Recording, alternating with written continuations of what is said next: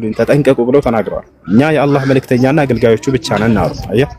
ስለዚህ ነቢያችን ሰለላሁ ዐለይሂ ወሰለም በእርሳቸው ላይ ምንም አይነት ከልክ በላይ ከፍ ያለን ወደ መለኮት ያነሳን ውዳሴ እንዳናወድሳቸው አስጠንቅቀዋል። እና ለእርሳቸው ያለን ውዴታ እንደ አንድ መልእክተኛና እንደ ነብይ ናቸው። ለኛ ዘመን የተላኩ ነብይ ናቸው። እስከ ዘመን ፍጻሜ ድረስ ለሚመጣው አምላክ በእርሳቸው በኩል ያዘዘን ትእዛዝ ተቀብለን የምንሰራ ነን። እርሳቸውን የተለየ የአምልኮ ስርዓት የምንሰራላቸው አይደሉም። በፍጹም አምልኮ ሁሉ ለአንድ አምላክ ለአላህ ብቻ ነው የሚገባው።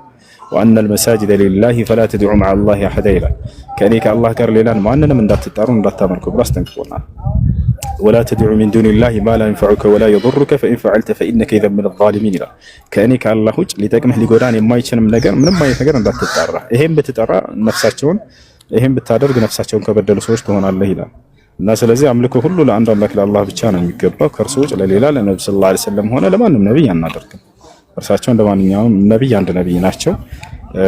ከሰዎች መካከል አንድ ሰው ናቸው። የአምላክን ትእዛዝ ተቀብለው ያስተማሩ ናቸው።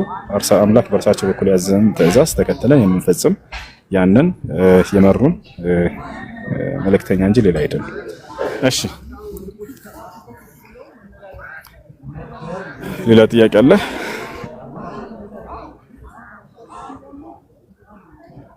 ሄሎ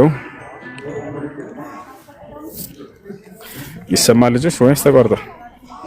አለ እንጠይቅ። ጠይቅሽ ጠይቅ። ልጁም እሺ ቴንክ እሺ ያው የእናንተን ሃይማኖት ባከበረ መልኩ ልጠይቅ። ያው ነብዩ መሐመድ ልበል ለእናንተ እኔ አማኝ አይደለሁም በእስልምና። ስለዚህ ነብዩ መሐመድ አሁን በመቃብር ነው ያሉ ወይስ ደግሞ ጀነት ነው ያሉ ብላችሁ ነው የምታስቡት ወይስ የፍርድ ቦታ ነው? ምንድነው በእስልምና? በጣም ጥሩ ጥያቄ። ነብዩ መሐመድ ሰለላሁ ዐለይሂ ወሰለም በአሁኑ ሰዓት የት ይገኛሉ የሚል ሰው የሁለት ነገራቶች ውቅር ነው። ይሄንን ሁላችንም እናውቃለን። ሙስሊሞችም ክርስቲያኖችም ታውቃላችሁ። አንድ ስጋ አለ፣ ሁለት ነፍስ አለች። በስጋ ደረጃ ነብዩ መሐመድ ሰለላሁ ዐለይሂ ወሰለም የት ናቸው ለሚለው ጥያቄ ምንም ጥርጥር የለውም፣ ከምድር በታች ናቸው። ገብታችኋል? በስጋ ደረጃ የት ናቸው? ነብዩ ሰለላሁ ዐለይሂ ወሰለም በምድር ውስጥ ናቸው። ስለ ስጋቸውን ጨርስና ስለ ነፍሳቸው እንሄዳለን። ነፍሳቸው በገነት ነው ያለችው። በነገራችን እሺ፣ ማንኛውም ሙስሊም ሲሞት ጊዜ ነፍሱ በገነት ነች። ለዚህ ማስረጃ ልስጥህ። ሐዲስ ላይ ነብዩ ሰለላሁ ዐለይሂ ወሰለም ሲናገሩ ምን አሉ? አርዋሑል ሙእሚኒነ ፊል ጀና አሉ። የምእመናን ነፍስ በገነት ትኖራለች ብለው ተናገሩ። ስጋቸው ግን ሰዎች የት ነው ከተባለ ከምድር በታች ይገኛል።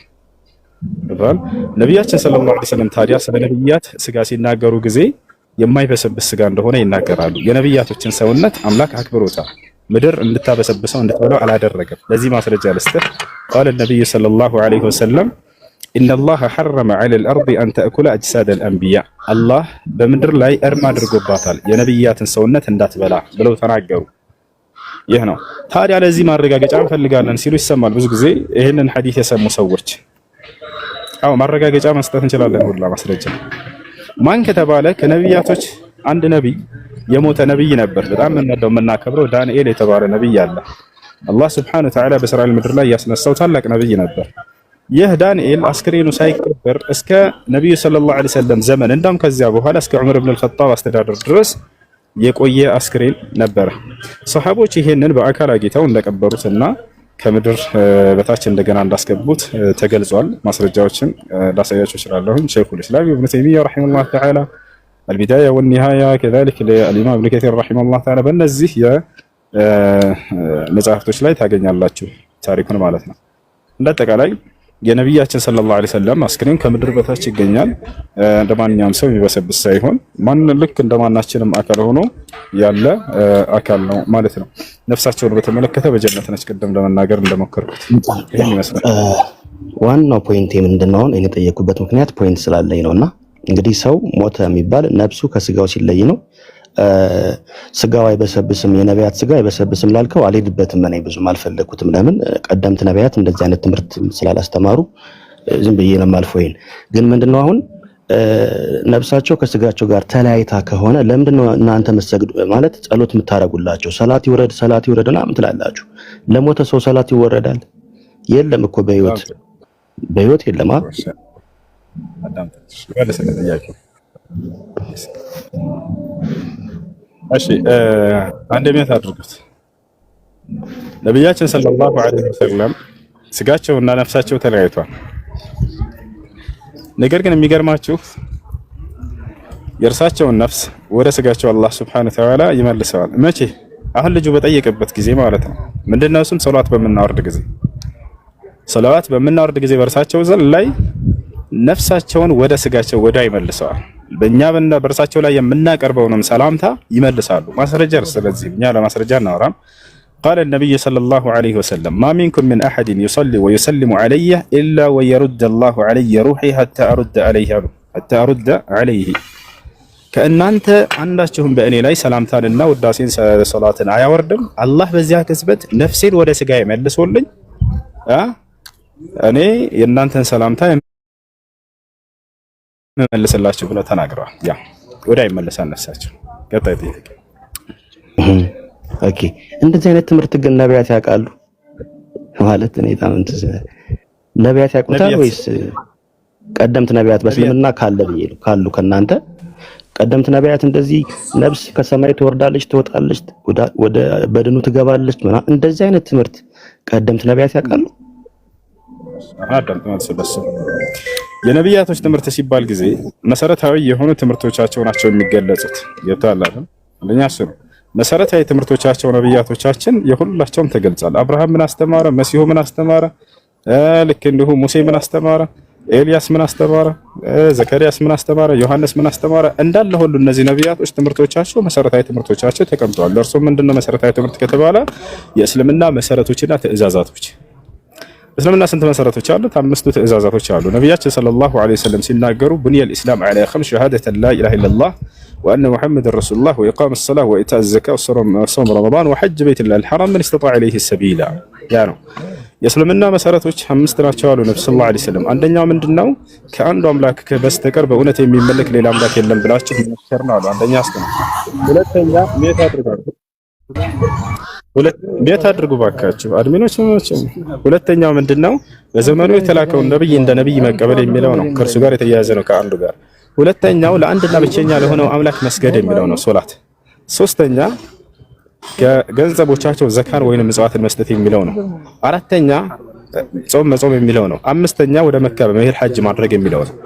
አምላክ አላህ ሱብሓነሁ ወተዓላ ታዲያ በቁርአን ላይ የጠቀሰው የነብያቶች ትምህርት እነዚህን አምስቶችን ይፈጽሙ እንደነበር ነብያቶች በእኛ መንገድ ላይ እንዳሉ ዛሬ በምንሰራ አምስቱን ትእዛዛት እንደሚሰሩ በቁርአን ላይ ሙሉ ማስረጃ ሰጣለሁ። እሺ ሌሎችስ ነገራቶችን ወታች አላረ ሌሎች ነገራቶችንስ እያንዳንዱን እየመጣ ይሄ ነብይ ወደዚህ ሂዶ እንትን ብሎ ነበር ሌላ ነብይ እንዲህ ያደረጋላ እየተባለ መገለጽ አለበት? ላ መሰረታዊ ነገር ነው መጠቀስ ያለበት።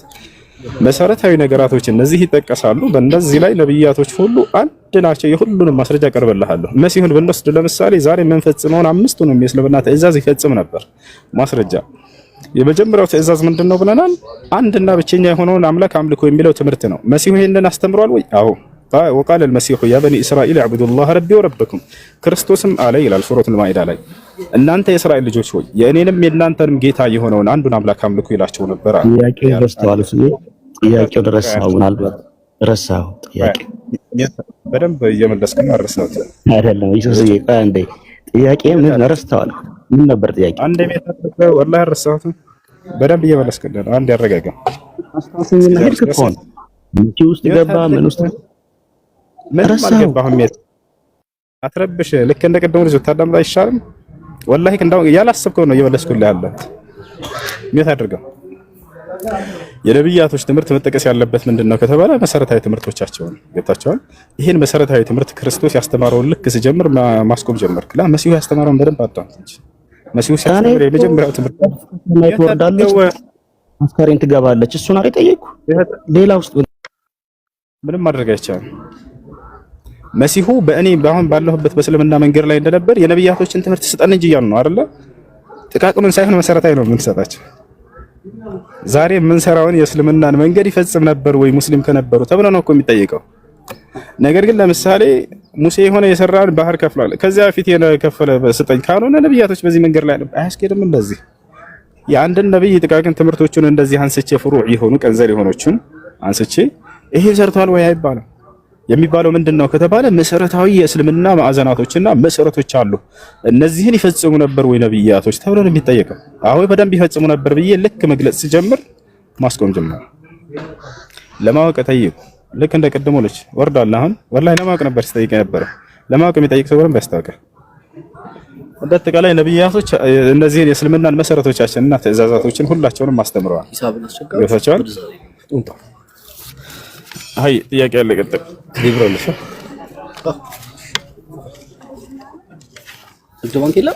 ጥያቄ ያለ ቀጥል። ሰላም አለይኩም ኡስታዝ። ወአለይኩም ሰላም ወራህመቱላሂ ወበረካቱ። የኔ ጥያቄ ማለት አሁን ቁርአን ለመቅራት ቁርአኑን ራሱ የላስኩት ጭንቅላቴ ቁርአን እየቀረው ቢሆን ጠሃራ ከሌለ አይቻልም? በህዝብ ሆነ ችግር የለም። ነገር ግን ጀናባ ከሆንክ በህዝብ ቢሆን አይቻልም። ከጀናባ ውጭ በሌላ ጠሃራ ባለመሆን ላይ ብትሆንም በህዝብ ብትቀራ ችግር የለም። አይ ሁለተኛ ጥያቄ ደግሞ በረመዳን ውስጥ ለይለቱል ቀድር ሲባል ይወርዳል ሲባል እንዴት ነው? ቀጥታ ይወርዳል ወይስ በእንትን ብቻ ነው? ለይለቱል ቀድር የሆነ ተገልጦ የሚታይ ነገር አይደለም። በዛች ሌሊት ላይ የአምልኮ ስርዓትን በማብዛት ከአላህ ዘንድ የምታገኙት ምህረትና ጸጋ ነው። ኦኬ ቀጥታ የሚገለጥ ነገር ምናምን የለውም ማለት ነው?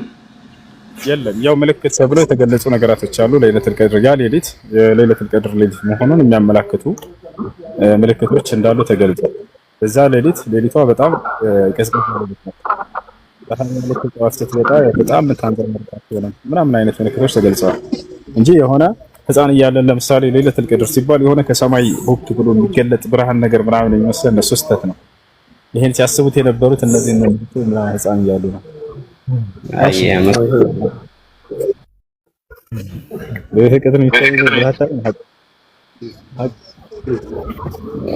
ኡስታዝ ትንሽ የሆነ ቀን ጥያቄ ጠይቄክ በሌላ ቀን ሲሰማ ደግሞ በሌላ መልስ እየሰጠው ነበርና ቁርአን ለምሳሌ ሰላት ሲሰገድ ቢስሚላህ ብሎ ቢጀመር ችግር የለውም ብላኝ ነበር። ባለፈው ሲሰማ ደግሞ አይቻልም እያልክ ነበር። እንደሱ አይደለም ባልኩት አዳምጦ በደንብ አድርገሽ መልስ ታዳምጦ በደንብ አዳምጦ ሶላት ሲሰገድ ጊዜ ሶላት አልጀህሪያ ድምጽ ከፍ ተደርጎ የሚሰገድባቸው ሶላቶች ላይ ቢስሚላህ ማለት ይቻላል አይቻልም በሚለው ጉዳይ በዑለሞች መካከል ሁለት ሐሳብ አለ። እርሱም ምንድነው ይቻላል የሚል ነው። ሌሎቹ ደግሞ አይቻልም የሚል ነው። እንደ ሻፊዒዎች ይቻላል የሚል አቋም አላቸው። እንደተቀላይ ግን ወደ ሐዲስ ስንመጣ ጊዜ አነስ ኢብኑ ማሊክ የተባለው ታላቁ ሱሐባ ቡኻሪና ሙስሊም ላይ በተዘገበው ሐዲስ መሰረት ሲያስተላልፍ ምን አለ? ሰለይቱ ኸልፈ ረሱሊላህ ሰለላሁ ዐለይሂ ወሰለም ወአባ በክር ወዑመር ፈማ ካኑ የጅሀሩነ ቢስሚላሂ ረህማኒር ረሂም። ከነብዩ ሰለላሁ ዐለይሂ ወሰለም እና ከአቡበክር ኋላ ሰግጃለሁኝ አንዳቸውም እንኳን ቢስሚላህ ረህማኒር ረሂም የሚለውን በገሃር ድምጻቸውን ከፍ ሲሉ ሰምቻቸው አላውቅም ብሎ ተናግሯል።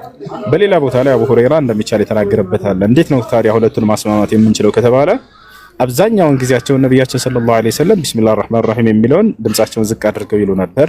አልፎ አልፎ ደግሞ ከፍ ያደርጉ ነበር ቢባል ይሄ ችግር የለውም ነው። ለዘወትር ድምጽን ከፍ አድርጎ ማለቱ ግን هذا خلاف السنة لأن الحديث الذي ذكرناه آنفا من أنس بن مالك رضي الله عنه يخالف هذا القول. هاي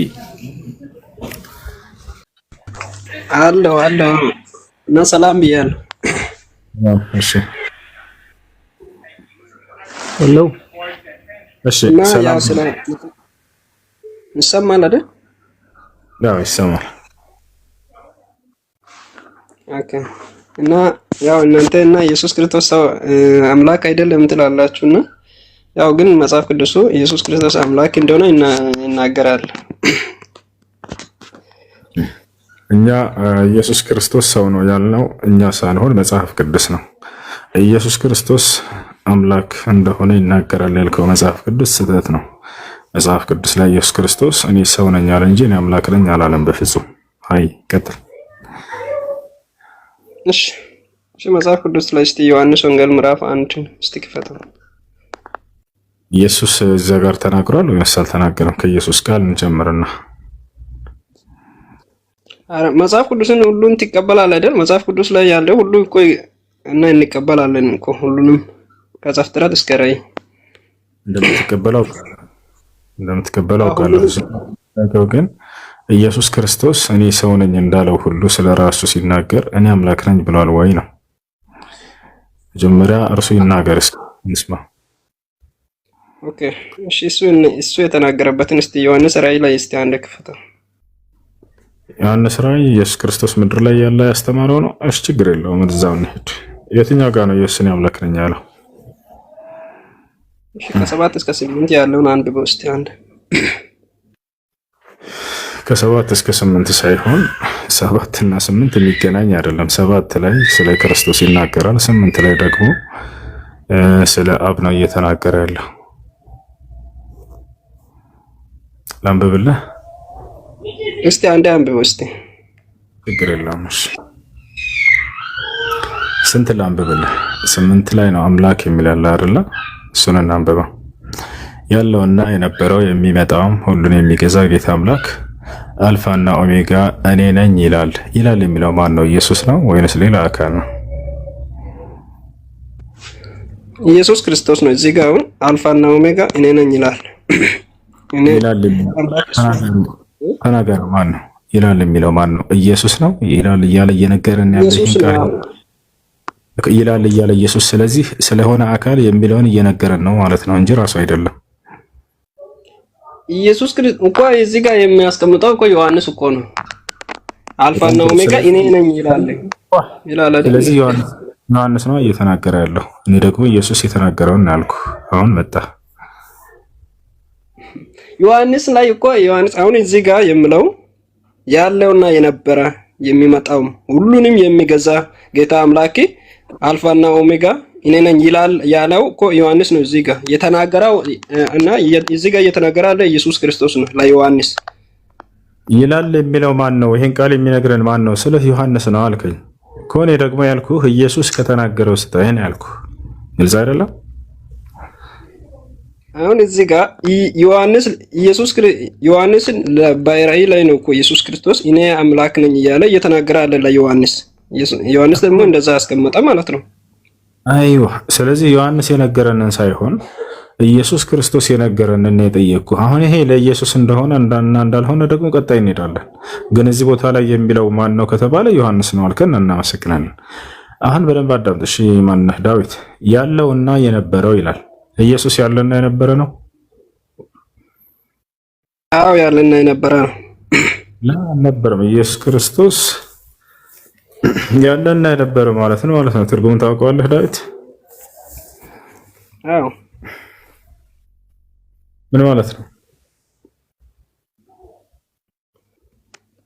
ያለና የነበረ ድሮም የነበረ አሁንም ያለው ማለት ነው። ደግሞ የሚመጣ ይላል የለም አይደል? የለም ኢየሱስ ክርስቶስ ደግሞ ነው ያለ የነበረ ማለት በጊዜ ገደብ ያልተገደበ አካል ነው። ገብቶሃል አይደለ? ኢየሱስ ክርስቶስ ደግሞ አልነበረም፣ ከጊዜ በኋላ ነው የሆነው።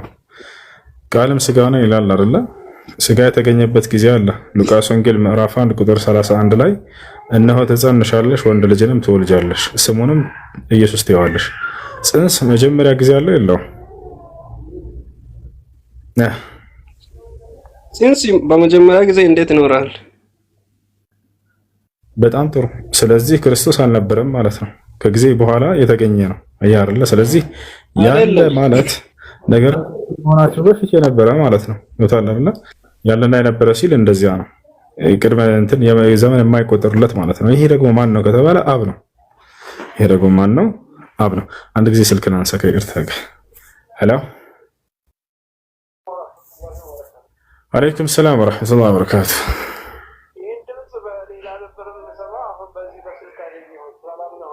ደህና አልሐምዱሊላህ። መሐመድ አወል መርሐባ። ሰላም ነው መሐመድ አወል? አላህ አልሐምዱሊላህ ሰላም ነው። ደህና ነኝ አላህ አልሐምዱሊላህ። አሚን አሚን። ሽክራን አሚን አሚን። ሽክራን ጀዛከላህ ኸይር። አሚን አሚን አሚን። ደህና ነኝ አላህ አልሐምዱሊላህ። አዎ ግድ ነው፣ ጎረቤት ሀገር። አዎ እዚሁ ነኝ። ኢንሻአላህ ኢንሻአላህ። ጀዛከላህ ኸይር። ኢንሻአላህ መርሐባ ኢንሻአላህ ነገ ወደ ደሴ ማነው ደጋና እሄዳለሁ። አዎ ኢንሻአላህ ልመለስ እችላለሁ። እንገናኛለን። መርሐባ መርሐባ ሽክራን አሚን። አለይኩም ሰላም ወራህመቱላህ።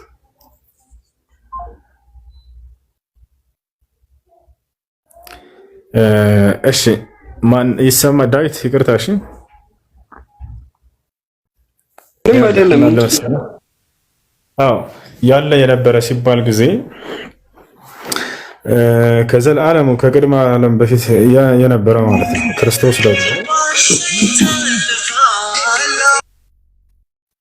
ክርስቶስ ደግሞ እንደዚያ አይደለም። አንደኛ የሆነ ጊዜ ላይ የተገኘ ነው። እንደማናችንም ከጽንስ ይጀምራል። መስቀል ላይ ፍጻሜውን ያገኘ አካል ነው እርሱ። ገብቷል። ከላይ እንደሚናገረው ቁጥር 7 ላይ ብትሄድ ይገልጸዋል ኢየሱስ ክርስቶስ ማን እንደሆነ። ቁጥር 7 ላይ ምን ይላል መሰለህ? እነሆ ደግህ ከደመና ጋር ይመጣል፣ ዓይንም ሁሉ የወጉት ያዩታል ይላል። ይህ አካል የተወጋው አካል ከጊዜ በኋላ ከድንግል ማርያም ማህፀን የተገኘ ነው። ይህ ላይ ያለ የነበረ የሚለው ባህሪ በፍጹም ሊሰራ አይችልም። ገብቷል። ጅማሬ ያለው ፍጻሜ የሚኖረው አካል ያለ የነበረ ተብሎ የሚገለጽ አይደለም። እርሱ እንደኛ ነው። ሌላኛው በደንብ እንድትረዳው ያለውና የነበረው የተባለው ማን ነው ብለን ስናይ ከላይ ስለ 3 አካሎች ተናግሯል ዮሐንስ። ስለ እግዚአብሔር አብ፣ ስለ 4ቱ መናፍስቶች፣ ስለ መላእክቶች እንዲሁም ደግሞ ስለ ኢየሱስ ክርስቶስ ስለ እነዚህ ተናግሯል። አሁን እንመልከተው። ከላይ ቁጥር 4 ላይ ለመለስና ያለና የነበረ የተባለ አካል ከላይ አለ። ያ አካል ማን ነው ብለን እንመልከተው። እሺ ዳዊት ከኔ ጋር ነህ? ዳዊት አዎ እየሰማሁ ነኝ። አዎ ምን ያህል መሰለህ? ዮሐንስ ቁጥር 4 ላይ ዮሐንስ በእስያ ላሉት ለ7ቱ አብያተ ክርስቲያናት ካለውና ከነበረው አንድ ከሚመጣውም ይቅርታ ካለውና ከነበረው ከሚመጣውም አለ አንድ በዙፋኑም ፊት ካሉት ከ7ቱ መናፍስት አለ 2 ከታመነው ምስክር ከሙታን በኩር የምድር ነገስታት ገዢ ከሆነ ከኢየሱስ ክርስቶስ ጸጋና ሰላም ለእናንተ ይሁን። አያራል ስንት አካል ጠቀሰ? እዚህ ቦታ ላይ 3 አካሎችን ጠቀሰ። የመጀመሪያው ሰላምታ ያቀረበው ከማን ነው? ካለው ከነበረው ብሎ ገለጸው። አየህ ይሄን ለብቻ አስቀመጠውና ከዚያ 7ቱን መናፍስቶች መካከል ላይ አስገባ። 7ቱን መናፍስቶች መካከል ላይ አስገባ። ከዚያ ቃል በቃል ከኢየሱስ ክርስቶስ ብሎ 3ኛ ደረጃ ላይ አስቀመጠው። ስለዚህ ያለና የነበረ የተባለው ማን ነው? አብ ነው። ከዚያ 4ቱ መናፍስቶች፣ ከዛ ኢየሱስ ክርስቶስ። አየህ አይደል? ስለዚህ ወረድ ብለን ስናይ 8 ጋር ያለውና የነበረው እያለ እየተናገረ ያለው ከላይ ያለና የነበረ የተባለው ራሱ ነው። ስለዚህ ያ ደግሞ ማን ነው ከተባለ አብ ነው። ያ ነው። ስለዚህ ከላይ ያለና የነበረው ብሎ ለብቻ ነጥሎ ያስቀመጠው አካል አለ። ኢየሱስ ክርስቶስን ደግሞ ከ7ቱ መናፍስቶች በታች ለብቻ ገንጥሎ አስቀምጦታል። ስለዚህ ያለና የነበረ የተባለው እዚያ ጋር ከላይ አውዱን ከላይ ጀምረን ስናነበው ጊዜ አብን እንጂ ክርስቶስን አይደለም ማለት ነው። ሌላው ክርስቶስን እንዳልሆነ በዚያው ጥቅስ ላይ ሌላ እንትን ልጠቁም። 8 ላይ እዛው ምን ይላል? ያለና የነበረው የሚመጣ ነው፣ ሁሉንም የሚገዛ ጌታ አምላክ ይላል። ልብ በል። ጌታ አምላክ ተብሎ የሚጠራው መጽሐፍ ቅዱስ ላይ ማን ነው? ጌታ አምላክ ተብሎ የሚጠራው ማን ነው? ዳዊት ጌታ አምላክ ብለው የሚጠራው አብ ነው አይደለ? አዎ አንዱ አብ ነው። እኔ ራሱ እኮ ኢየሱስ ክርስቶስን አብ ነው ብዬ ነው የሚያምነው። ኦኬ አንተ የትኛው ቤተ እምነት ነህ? ሐዋርያት ቤተክርስቲያን ነው። ይሁድ ያህዋ ምስክር ነው አይደለ? እሺ ለማንኛውም አንተ ራሱ ኢየሱስ ክርስቶስ አብ ነው ብለህ ነው የምታምነው አይደለ? አዎ እግዚአብሔር ነው ብዬ ነው የሚያምነው። አዎ እግዚአብሔር በስጋ ተገለጠ ብዬ አምናለሁ። በጣም ጥሩ። ኢየሱስ ክርስቶስ ጥምቀት አድርጓል አይደለ? አዎ በሰውነቱ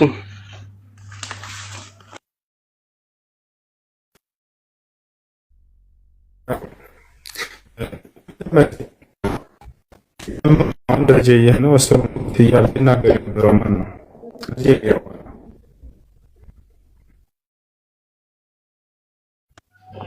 አምላክ ነው። አምላክነቱ ነው ለሰውነቱ ያው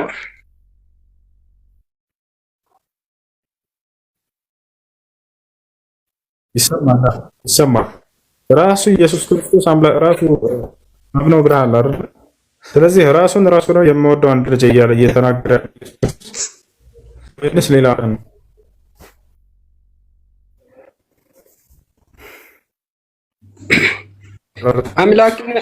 አምላክነቱ እኮ ጥንትም የነበረው ብሉይ ኪዳን ላይ የነበረው አምላክነቱ ያው ልጁ እኮ ቃልም ስጋ ሆነ ስለምን ያው እንደዛ ነው።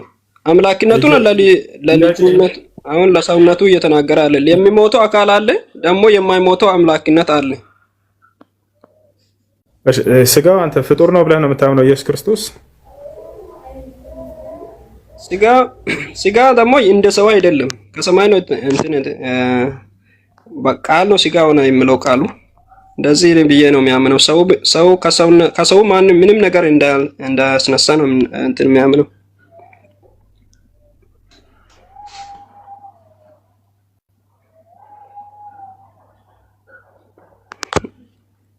ድምጽ ይሰማል? ኦኬ ትሰማለህ? እሺ እሱ እስኪመለስ ማለት ነው። ያጀማ የምትሰማ ከሆነ ሰላም አለይኩም። አብዛኛው ሰዎች የእሱ ላይፍ ከላይ የመጣላቸው ስላልሆነ በፕሮፋይል ውስጥ የገባችሁ ኮፕሊንግ አድርጉት። እናም ሁላችሁም ስክሪኑን ጫን በሉና ሴንድ በሉ እስከመጨረሻ። አብዛኛው ሰው ስለማይታየው ሼር አድርጉላቸውና ይምጡ ወንድሞች ማለት ነው። እንዲሁም ሌሎች ክርስቲያኖችም ይምጡ። እንደዛ ብታደርጉ ይሻላል። ሰው በጣም ቀንሷል። አይታችሁ ከሆነ 300 ከ1000 ሰው በታች የማይገኝበት ቤት 300 ምናምን ሰው ነው ያለውና ሁላችሁ ማለት ነው አንዴ ስክሪን ጫን ብላችሁ እስከመጨረሻው ሴንድ በሉ። ኮፕሊንግ እንደዛም አድርጉ። በተረፈ ደግሞ ፕሮፋይል ውስጥ ገብታችሁ በደንብ ኮፕሊንግ አድርጉት። ፕሮፋይሉን ዋና ነክታችሁ ማለት ነው። ከተመቻችሁ ደግሞ ወሳኝ ቪዲዮ ፖስትቻለሁ። ቪዲዮንም እንትን አድርጉ። እሱ ከመጣ ቀጥል።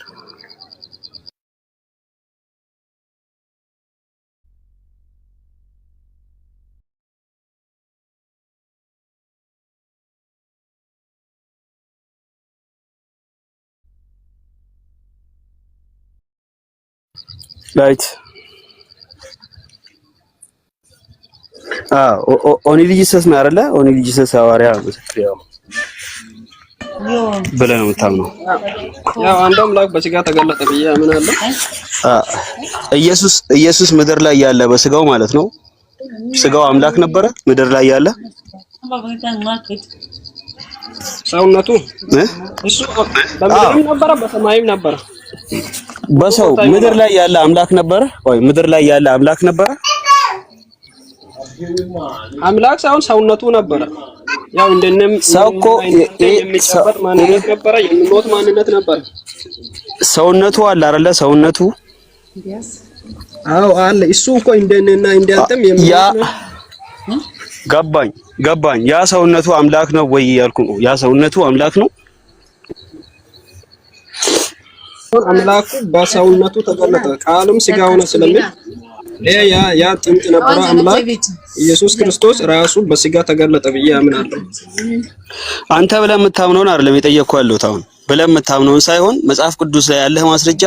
ለምሳሌ ኢየሱስ በማርቆስ ወንጌል ምዕራፍ 12 ቁጥር 29 ላይ እስራኤል ሆይ ስማ ጌታ አምላካችን አንድ ጌታ ነው ብሎ የተናገረው ማንን ነው? ጌታ አምላካችን አንድ ነው ያለ ያ ጥንቱ የነበረ ስለ እግዚአብሔር ይናገራል። ይሄ አንድ አምላክ ደግሞ ስለ ኢየሱስ እንደሆነ ይናገራል ቃሉ። ይኸውልህ አንዱ አምላክ ማን ነው? ቆይ እያወራ ያለው ሚታንስተው አንዱ አምላክ ማለት ነው ኢየሱስ አምላካችን እያለ ያለው ስለ ራሱ ነው እያወራ ያለው።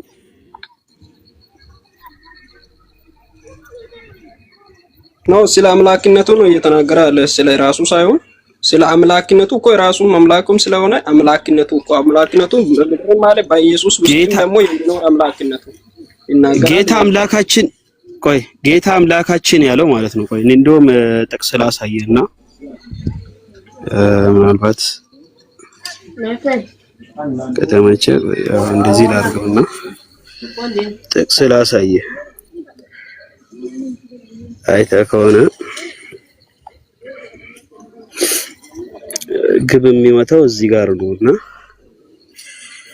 በዮሐንስ ወንጌል ምዕራፍ 17 ቁጥር 3 ላይ ይታያል።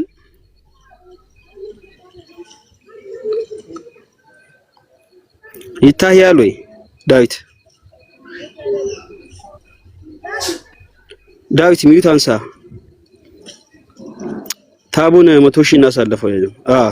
እውነተኛ አምላክ ብቻ የሆንክ አንተን የላከውንም ኢየሱስ ክርስቶስ ያውቁ ዘንድ ይህች የዘላለም ሕይወት ናት ይላል። እውነተኛ አምላክ ብቻ የተባለው ማን ነው?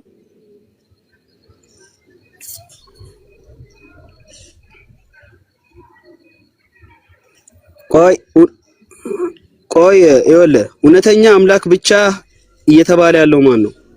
ኢየሱስን የላከው ማን ነው? ኢየሱስን የላከው ማን ነው?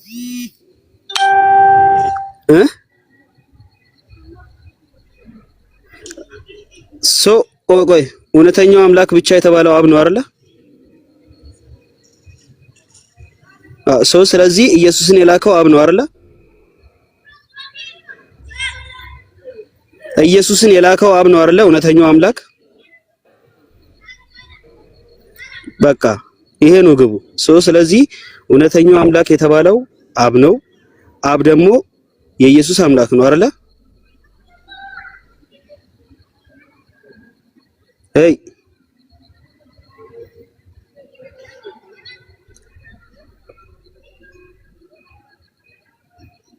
በቃ አንተ ስራ ጨርሰ ትመለሳለሽ። ኢትዮጵያዊ ሰላም ነው? ደህና ነህ? እግዚአብሔር ይመስገን። ማብራቱ ተረጋጋ፣ እስቲ ተረጋጋ። ካንተ በፊት የገባ ሰው አለ? ወአለይኩም ሰላም ወራህመቱላሂ ወበረካቱ። ረመዳን ትቀጥላለህ። ጥያቄያችሁ ምን ነበር? መብራት እሺ፣ አንድ መብራት ጥያቄ አለ?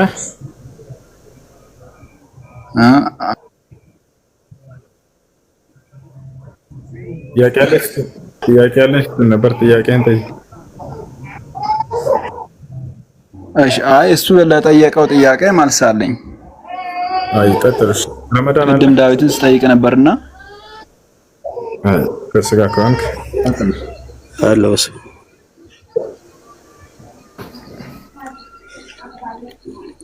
ኦኬ፣ አመሰግናለሁ። ረመዳን ኦኬ፣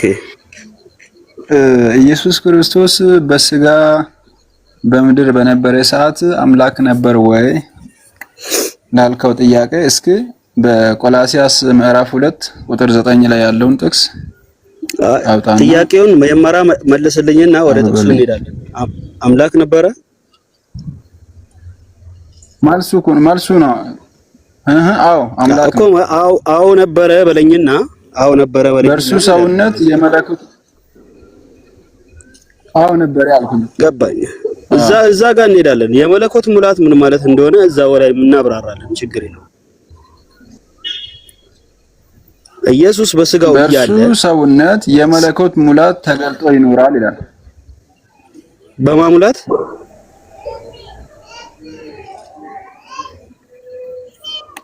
በማሙላት ተገልጦ ይኖራል። ገባኝ። በማሙላት በእርሱ ሰውነት በማን ሙላት ሳይሆን በእርሱ ሰውነት በሰውነቱ ውስጥ የመለኮት ሙላት ተገልጦ ይኖራል። በመለኮቱ ሙላት አይደለ? ቆላሲያስ በመለኮት ሙላት አይደለም፣ በእርሱ ሰውነት የመለኮት ሙላት። እስቲ እናንብባችሁ ምዕራፍ 2 ቁጥር 9 ላይ በሰውነቱ ውስጥ ራሱ የመለኮት ሙላት ተገልጦ ይኖራል ያለ በእርሱ አለ አይደለ? ቆይ ወዴት ትሄዳለህ? እዚህኛው ላይ ራሱ እንሄዳለን። በእርሱ አለ አይደለ? በእርሱ የመለኮት ሙላት ነው የሚለው። በእርሱ የመለኮት ሙላት ሁሉ በሰውነት ተገልጦ ይኖራል አለ አይደል? በማ እኮ በማ በእርሱ በኢየሱስ እርሱ ማን ነው? በክርስቶስ ኢየሱስ እንዴ በእርሱ የመለኮት ሙላት እያለ ቆይ ምን ሆነ ነው ማብራቱ? በእርሱ እያለ ከላይ ጀምርና ስለማን እንደሚያነብ ችግር የለውም። በሰውነት ተገልጦ ይኖራል። ቆይ በሰውነት ተገልጦ ይኖራል ይባላል አይደለ? በሰውነት ተገልጦ የሚኖረው ማን ነው? በሰውነት ተገልጦ የሚኖረው ማን ነው? እንዴት በሰውነት የተገለጠ ሌላ አምላክ እኮ የለም። እሱ ራሱ ኢየሱስ ብቻ እኮ ነው። ይኸውልህ በሰውነት ተገልጦ ይኖራል አለ አይደለ? ማን ነው በሰውነት ተገልጦ የሚኖረው? በሰውነት ተገልጦ የሚኖረው ማን ነው? በሰውነት በእርሱ የመለኮት ሙላት ሁሉ ይላል። በእርሱ የመለኮት ሙላት ሁሉ እርሱ የተባለው እሱ ነው። በእርሱ ኢየሱስ። እሺ በሰውነት ተገልጦ የሚኖረውም ኢየሱስ ከላይ ጀምረና አንብብ ከፈለክ። እሺ ከየት ጀምረና አንብብ? ችግር የለውም። ከመጀመሪያው ጀምረህ ከቁጥር 1 ጀምረህ ማንበብ ትችላለህ። ስለ ክርስቶስ ኢየሱስ ነው የሚያወራው ሙሉ ነገሩ። እሺ ችግር የለውም። ምን ይላል መሰለ? ስለ እናንተና በሎዶቅያ ስላሉት ፊቴንም በስጋ ስላላዩት ሁሉ እንዴት ያህል ትልቅ መጋደል እንዳለኝ ልታውቁ እወዳለሁና ልባቸው እንዲጸናና እሺ ወይ ጠብቅ ልባቸው እንዲጸናና በፍቅርም ተባብረው በማስተዋል ወደሚገኝበት ወደ መረዳት ባለ ጥገኝነት ሁሉ እንዲደርሱ የእግዚአብሔርንም ምስጢር እርሱንም ክርስቶስ እንዲያውቁ የእግዚአብሔር ምስጢር ማን ነው? እጋድዳለሁ አይደል? የእግዚአብሔር ምስጢር ማን ነው? ምስጢሩ ክርስቶስ ነው። የእግዚአብሔር ምስጢር የተባለው ክርስቶስ ነው። ክርስቶስ ነው። አዎ ክርስቶስ ነው። አያጣላንም። የተሰወረ የጥበብና የእውቀት መገንዘብ ሁሉ በእርሱ ነውና አለ አይደለ? ማንም በሚያባብል ቃል በማን ነው እንዲያስታችሁ ይሁን አለ። አይደለም ራፍሊ አትለፍ። የተሰወረ የእውቀትና የጥበብ መዝገብ ሁሉ በእርሱ በማን በክርስቶስ ውስጥ ነው ያለው። እለፍ ሄዳው። ሚስጥሩ ማን ነው? ክርስቶስ ነው ታለኩ። በቃ እግዚአብሔር እዛ ጋር ነው የሚያበቃው። እሺ እዛ ጋር ያበቃል። እሺ ማንም በሚያባብል ቃል እንዲያስታችሁ ይህን እላለሁ አለ። በስጋ ምንም እንኳን ብርቅ በመንፈስ ከእናንተ ጋር ነኝና ስርዓታችሁንም በክርስቶስ ያለውን የእምነታችሁን ጽናት እያየው ደስ ይለኛል አለ። ማን ነው የሚናገረው? ጳውሎስ፣ ሐዋርያው ጳውሎስ። በስጋ ምንም እንኳን ብርቅ በመንፈስም ከእናንተ ጋር ነኝና ስርዓታችሁንም በክርስቶስ ያለውን የእምነታችሁን ጽናት እያየው ደስ ይለኛል። እሺ እንግዲህ ጌታን ክርስቶስ ኢየሱስን እንደተቀበላችሁት በእርሱ ተመላለሱ አለ። ስር ሰዳችሁ በእርሱ ታነጹ፣ እንደተማራችሁም በሃይማኖት ጽኑ አለ። ምስጋናም ይብዛላችሁ፣ እንደ ክርስቶስ ትምህርት ሳይሆን እንደ ሰው ወግና እንደ ዓለማዊ እንደ መጀመሪያ ትምህርት ባለ በፍልስፍና በከንቱ መታለል ማንም በከንቱ መታለል ማንም እንዳይማርካችሁ ተጠበቁ አለ። በእርሱ የመለኮት ሙላት ሁሉ በሰውነት ተገልጦ ይኖራል አለ። በመለኮቱ ማን ነው ተገልጦ የሚኖረው? በእርሱ የመለኮት ሙላት ሁሉ በሰውነት ተገልጦ ይኖራልና። በማን ነው? በእርሱ ተገላጩ ማን ነው? የሚገለጠው ማን ነው? ከላይ ጀምሮ እኮ ከላይ ጀምሮ ነው አይታምበው። የሚገለጠው ማን ነው? የሚገለጠው ማን ነው? መለኮት ነው። መለኮትነት ሙላቱ በማን ውስጥ ነው ያለው? በኢየሱስ ስጋ ውስጥ ነው ተገልጦ ያለው ማለት ነው። ጸጋ እኮ ነው። ይኸውልህ የመለኮት ሙላት ጸጋ ስለሆነ በሰውነት ተገልጦ ይኖራል አለ አይደል? ምንም ትርጉም ጋር አትሂድ። ምንም ትርጉም አያስፈልግም። ይሄ እንደተጻፈ ብቻ እናነባለን። ትርጉም የመለኮት ሙላት ምን ማለት ነው? ምን ማለት ነው የመለኮት ሙላት? አንተ ይሄንን ቃል የመተርጎም ስልጣን አልተሰጠክም። ምን ማለት ነው? እሺ ቆይ እሺ ተርጉምልን እስቲ ጎበዝ ጎሽ ተርጉምልን። ምን ማለት ነው የመለኮት ሙላት? በእርሱ የመለኮት ሙላት ማለት ምን ማለት ነው?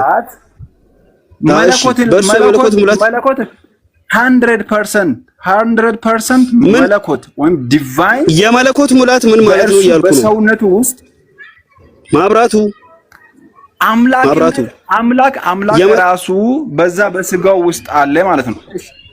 ይኸውልህ በእርሱ የመለኮት ሙላት አልኩ አይደል? በእርሱ የመለኮት ችግር የትም አትሄድም። እዚህኛው ላይ ይይዛለሁ። እዚህኛው ላይ እሺ። የመለኮት ሙላት ማለት ምን ማለት ነው? ምንም ይዝ የመለኮት ሙላት ምን ማለት ነው? በጥቅሱ ላይ ለመፈላሰፍ ምንም እንዳትሞክር። እሺ የመለኮት ሙላት ማለት የመለኮት ሙላት ማለት ብቻ ነው። ምንም ሌላ ትርጉም የለውም። የመለኮት ሙላት ማለት የመለኮት ሙላት ማለት ነው። አምላክነት 100% ምን ማለት አምላክነት የመለኮት ሙላት ማለት ምን ማለት ነው? ይኸውልህ የመለኮት ሙላት ማለት ምን ማለት እንደሆነ ላላሳይ። ቆይ ይኸውልህ ይሄን ቅጽ አይተዋል አይደለ? የቱ ጋር ሄዶ ኮት እንደሚያደርገው አይተሃል? ይኸውልህ እቺኛዋን ስትነካት ወዴት ይወስዳል መሰለህ? ዮሐንስ 1:16 እኛ ሁላችን ከሙላቱ ተቀብለን አለ። ከሙላቱ ተቀብለን በጸጋ ላይ ጸጋ ተሰጥቶናልና ሕግ በሙሴ ተሰጥቶን ነበርና ይላል። ስለዚህ በመለኮት ሙላት የሚለው ከሙላቱ ተቀብለን በጸጋ ላይ ጸጋ ይላል አይደለ? መለኮት ሙላት ማለት ጸጋ አይደለ? ጸጋ ነው አይደለ? ነው አይደለም? ይሄ ለዮሐንስ ሲሆን ነው። ይሄ ለዮሐንስ ከመለኮት ጸጋ ላይ መለኮት ብዙ ጸጋ አለው። ከዛ ከተራራፈው ይሄን ነገር ችግር የለውም ጸጋ ላይ ሙላቱ የሚባለው የመለኮት ሙላት ማለት ጸጋ ነው አይደለም ነው ያልኩህ ያለው እኔ ወደዚህኛው ልመለስ። ጸጋ ብቻ አይደለም አምላክነቱ ነው። ይሄኛው ጥቅስ ስለ አምላክነቱ እንደሆነ እሺ አንተ ለምን ፈረደ? ሌላኛውን ጥቅስ ልጨምርልህ። ይሄ ኢየሱስ አምላክ ስለመሆኑ እዚህ ጋር ገለን እንሄዳለን፣ ችግር የለውም። እዚህ ጋር ገለነው እንሄዳለን፣ ሌላም ቦታ ላይ እንሄዳለን፣ ችግር የለውም። ይሄኛው ድጋሜ እንዳታነሳው ነው ማለት ችግር የለውም። በኋላ ሚውት ልታረጋኝ ጊዜውን አይደለም። በእርሱ የተባለው ማን ነው ያልኩ ነው። በእርሱ የመለኮት ሙላት ማለት በእርሱ የመለኮት ጸጋው የተባለ በማን ጸጋ ነው? ጸጋው አትበል። ጸጋ የሚል ቃል አልጠፋም እኮ ምን ጸጋው ለምን አላሉም? ሙላት ምን ማለት ነው? ሙላት ማለት ፉልነስ ማለት ነው። the fullness of divine nature በእርሱ ሰውነት ውስጥ ተገልጦ ይኖራል። ኢየሱስ በሚለው ሥጋ ውስጥ መለኮትነት ይሄው እንግሊዘኛው ላይ ተቀይሮላል። ይሄው dwells ይላል። dwells ማለት ነው በውስጡ መኖር ማለት ነው። all the fullness of the Godhead የመለኮት ቆይ ይቺኛዋን ተርጉማት እንደገና ግሬስ ለምን አላለም? ጸጋ ከሆነ ግሬስ ነው። እቺ ማለት በውስጡ መኖር ማለት ነው። ቆሶ የሙሉካ ፎር ሂም አለ አይደለ? ፎር ሂም አለ አይደለ? ማን ነው ሂም የተባለው? አንብበው። ሂም የተባለው ማን ነው? ኢየሱስ። who is him? ኢየሱስ። በእርሱ የተባለው ኢየሱስ ነው። Jesus Christ። በእሱ የተባለው ኢየሱስ ነው። ኢየሱስ። አዎ ክርስቶስ። ከላይ ጀምሮ ክርስቶስ ስላላ የጥበብና የእውቀት መዝገብ ሁሉ በእርሱ ተገልጦ ይኖራል። ክርስቶስ የእግዚአብሔር ጥበብ ነው ይላል አይደለ? ኢየሱስ በእሱ የተባለው ኢየሱስ ከሆነ በሙሉ ስለ ኢየሱስ ነው። ቆይ በኢየሱስ መለኮት ቆይ ተረጋጋ የትም አትሄድም። በእርሱ የመለኮት ሙላት ሳይሆን በኢየሱስ ሰውነት ውስጥ መለኮት በኢየሱስ ሰውነት ውስጥ መለኮት ነው። ማስረጃውን ተርጉምተውና እንግሊዘኛውን አንብብ። ማስረጃውን አንጣ። ቆይ ማስረጃውን በቃ እንግሊዘኛው አይዋሽም። ይኸው አይ አማርኛ ሰው ለመተርጎም ምናምን የፈለግ ከሆነ ቆይ ፎር ሂም የተባለው ማን ነው? ሊዲያ ውሰጃቸው ልጆቹ ማብራቱ ፎር ኢን ሂም የተባለው ማን ነው? ሂም አቤት ወይ ጉድ! ስንት ጊዜ ልንገርህ? በክርስቶስ ውስጥ ስለ ክርስቶስ እኮ ነው። ኦኬ ጊቭ ሚ ኤቪደንስ። ሂም የተባለው ክርስቶስን ሶ ጊቭ ሚ ኤቪደንስ። ሶ ቸርች ፋዘር ኦር ኮሜንታሪ ከላይ ጀምሮ ከላይ ጀምሮ የተባለ ማን ነው? ኢየሱስ የእግዚአብሔር ሚስጥር ነው ተባለ እንጂ በእርሱ የመለኮት ሙላት ቆይ ለአለቃነትና ለስልጣንም ሁሉ ለአለቃነትና ለስልጣንም ሁሉ ራስ በሆነ በእርሱ ሆናችሁ ተሞልታችኋል አለ። በማን የተሞሉት ሆናችሁ? ተሞልታችኋል ይላል። በማን የተሞሉት? ኦኬ በሰውነት የተገለጠው ኢየሱስ ነው አይደለ? በሰውነት የተገለጠው ኢየሱስ ነው አይደለ? በሰውነት የተገለጠው ኢየሱስ ነው አይደለ ወይ? ማብራቱ መልስ። በሰውነት የተገለጠው ኢየሱስ ነው። አዎ በሰውነት የተገለጠ አዎ ኢየሱስ ነው። ኦኬ በሰውነት ተገልጦ ከኖረ በማ ሰውነት በማ መለኮት ነበረ የተገለጠው? በእርሱ የተባለው ኢየሱስ ነው። ማስረጃ አስጠን እስቲ በእርሱ የተባለበትን። አይደለም ምን አይነት ማስረጃ ነው የፈለከው? ይሄው እኮ ቃሉ እኮ ራሱ እየተናገረ በዛ በኢየሱስ ሰውነት ውስጥ መለኮትነት አምላክነት ገባኝ። ይኸውልህ ማብራቱ ለዚህኛው መጽሐፍ ወይም ደግሞ ለዚህኛው አንቀጽ ኮሜንታሪና ቸርች ፋዘር አላቸው የላቸው? አላቸው። ኮሜንታሪ እንዴት አይኖራችሁ? እሺ አምጣልን እስኪ። ከዛ አምጣና ምንም ኮሜንታሪ አያስፈልገውም። ችግር የለውም። እዚህ ጋር ምንም ማስረጃ ማምጣት አልቻልክም። በል አንዴ ምንድነው እየዳረከ ነው፣ ሰውንም እያሰላቸ ነው። በእርሱ የተባለው ኢየሱስ ነው ትለኛለህ እንዴ? ደግመህ እንደገናም ኢየሱስ ነው እያልከኝ ነው። ይኸውልህ ሌላ ጥቅስ አትሰጠኝም፣ ችግር የለውም። እዚሁ ጋር ነው የሚይዝ አንተን። በእርሱ የተባለው ኢየሱስ ነው ብላለህ አይደለ? በእርሱ የተባለው ኢየሱስ ነው ካላልክ ድረስ ለምን ፈራህ? እስኪ አልኩኝ። ሌላ የምታመጣው እኮ ከመቶ ጊዜ በላይ ኢየሱስ ነው አልኩህ እኮ። ማስረጃ አንጣ እያልኩ ነው። ዝም ብለህ ኢየሱስ ነው ካልከኝ ኢየሱስ ነው ይባላል አሁን? ኦኬ እሺ፣ ኢየሱስ ነው በእርሱ የመለኮት ሙላት አልካለ። በእርሱ የተባለው አዎ ስጠን ማስረጃ ቶሎ በል ጎሽ። እኔ ላምጣልህ፣ አንተ ስማኛ። እሺ አሁን አንተ ስማኝ። እሺ ስጠን ማስረጃ። አሁን ኢሳይያስ 9 ቁጥር 6 አውጣልኝ። ኢሳይያስ 9 ምዕራፍ 9 ቁጥር 6 አውጣልኝ። እዚህ ጋር ጨረስን? ጠቅሱን ጨረስን? እዚህ ጋር ጨረስን? ኢሳይያስ ምዕራፍ 9 ቁጥር 6 ኢሳይያስ ምዕራፍ 9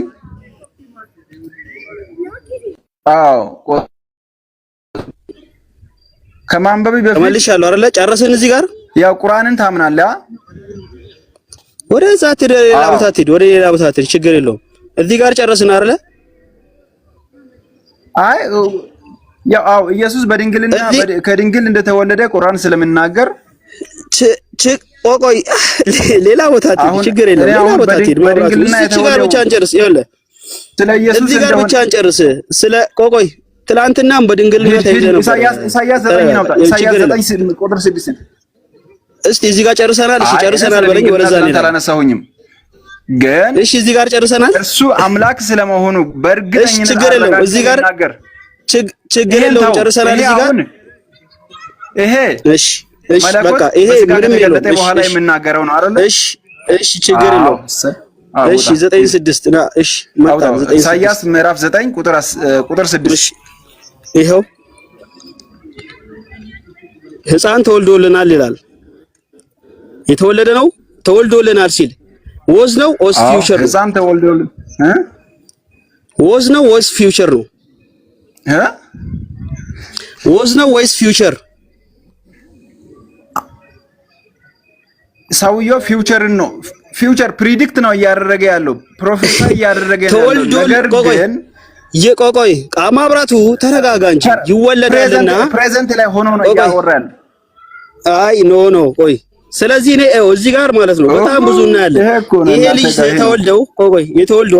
ተወልዶልናልና እና ይወለዳል። የትኛው ነው ለፊውቸር የሚሆነው? ለፊውቸር ይወለዳል ነው። ተወልዶልናልስ? ይሄንን ነገር ግን እንተው ይሄ ሕፃን ልጅ እናትና አባት አለው። ይሄ ሕፃን ልጅ ወአለይኩም ሰላም ወራህመቱላሂ ወበረካቱ እናትና አባቱ እግዚአብሔር አብ ነው። በድንግልና የተወለደ ሕፃን ልጅ ደግሞ አባት የለውም። መብራቱ የስጋ አባት ሊኖረው አይችልም። መብራቱ ይሰማሃል? ይሰማል በደንብ። መብራቱ አለው አይሰማም? በእርሱ የመለኮት ሙላት ይኖራል ሲባል ምን ማለት ነው? እሱን ትርጉሙን ታውና ይሄኛውን ክፍል በደንብ አንብብልኝ። መጀመሪያ ይሄኛውን ክፍል እናንብብ፣ ወይ ደግሞ የዚህኛውን ክፍል ሐሳብ እኔ ልናገር። ከዛም በኋላ ወደሱ እንዞራለን። ትርጉሙን አይ እዚህኛው ክፍል ላይ ድንቅ መካር ኃያል አምላክ ይሄኛው ህፃን የተወለደው ህፃን ተራ ህፃን አይደለም። አምላክ ስለመሆኑ ስለምናገር ፈርታችሁ ነው። አሁን በቃ የምትፈልገው ጥቅስ ላይ አይደለም። ኢሳይያስ 9:6 ነው ትርጉሙ ጋር እንራውሱ አንዴ ኢሳይያስ 9:6 ነው ለኢየሱስ ነው ያልከው ወራቱ? አዎ ኢሳይያስ 9:6 በጣም ጥሩ። ከአዲስ ኪዳን ጸሐፊያን ከወንጌል ጸሐፊያኖች ከማቴዎስ፣ ከማርቆስ፣ ከሉቃስ፣ ከዮሐንስ፣ ከጳውሎስ ከየትኛውም ከጴጥሮስም ሁላ አሁን ይሄን ኢሳይያስ 9:6 ለኢየሱስ ነው የተነገረው ብሎ ያስቀምጣ አንድ ሐዋርያ አምጣ።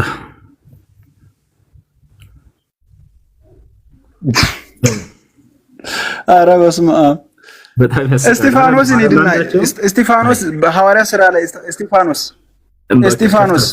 ከፍታ ሰየና የመጀመሪያው ክርስቲያን ተወግሮ የሞተው ኢሳይያስ 9:6 ከመጽሐፍ ዲያቆን እስጢፋኖስ ኢሳይያስ 9:6 ከመጽሐፍ ቅዱስ ጸሐፊያን ይህ ለኢየሱስ ክርስቶስ የተነገረ ትንቢት ነው ብሎ ያስቀመጠ ወይንም ያንን ያመለከተ አንድ ጸሐፊ አምጣ።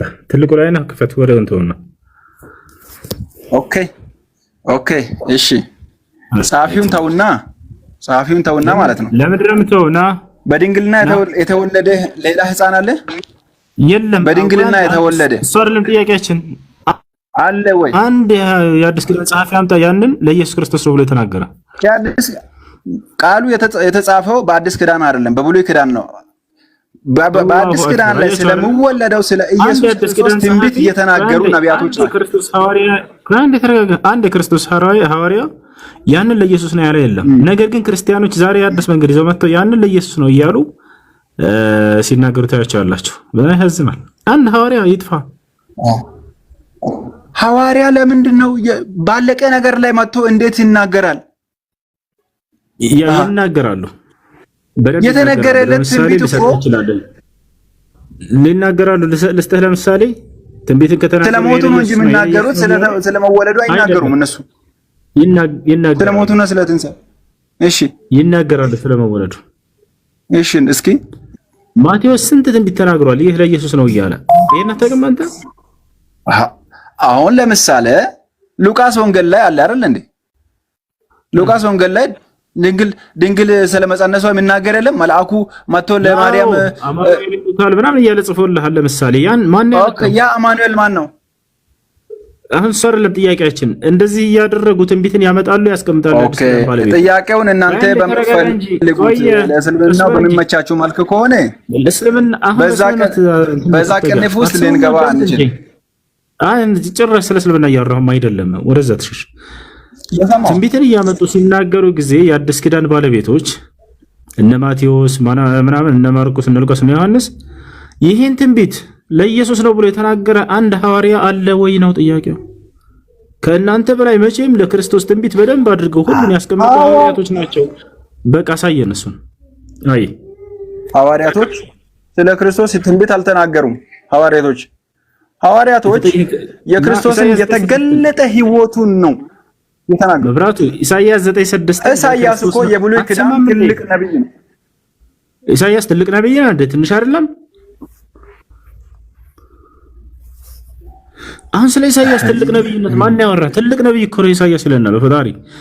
የአዲስ ኪዳን ባለቤት ይሄን ትንቢት ያስቀምጡ ከነበሩት መካከል ቆይ እንደተረጋጋ ኢሳይያስ 9:6 ለኢየሱስ ነው የተነገረው ብሎ ያስቀምጣ አለ ወይ ነው ጥያቄው። ግልጽ ጥያቄ። አዎ አለ ነው ያመጣለሁ።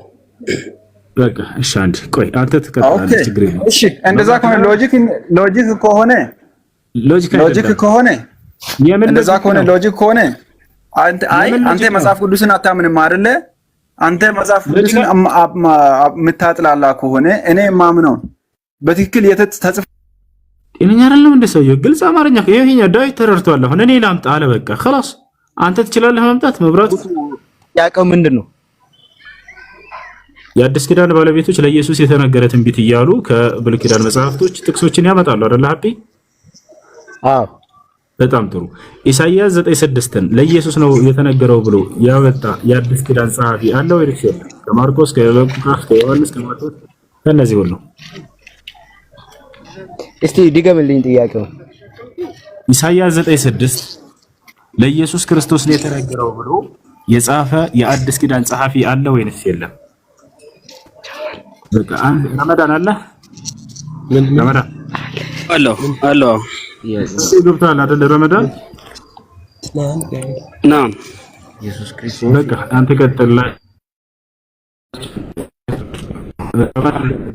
ከዛ በኋላ ከላይ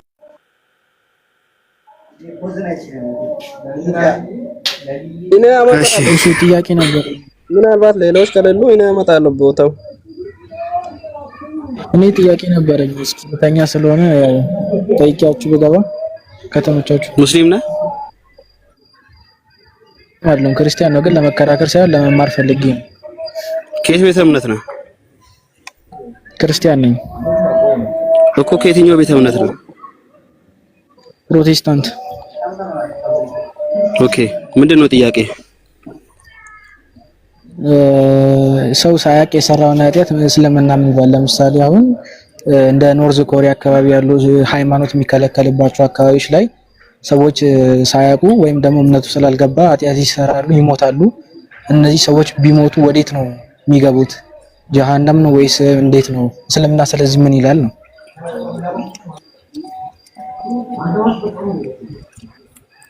እስልምና የሌለበት ቦታ ወዴት አካባቢ ነው ያልኩት? ለምሳሌ እንደ ኖርዝ ኮሪያ ሃይማኖት በጥብቅ የሚከለከልባቸው ወይም ደግሞ በቃ ያልገቡበት ቦታ ላይ ማለት ነው። እስልምና የሌለበት ቦታ ስለ እስልምና ጭራሽ የማያውቁ ሰዎች ሳያውቁ ቢሞቱ፣ ስለ አላህ ሳያውቁ ቢሞቱ እነዚህ ሰዎች የት ይገባሉ?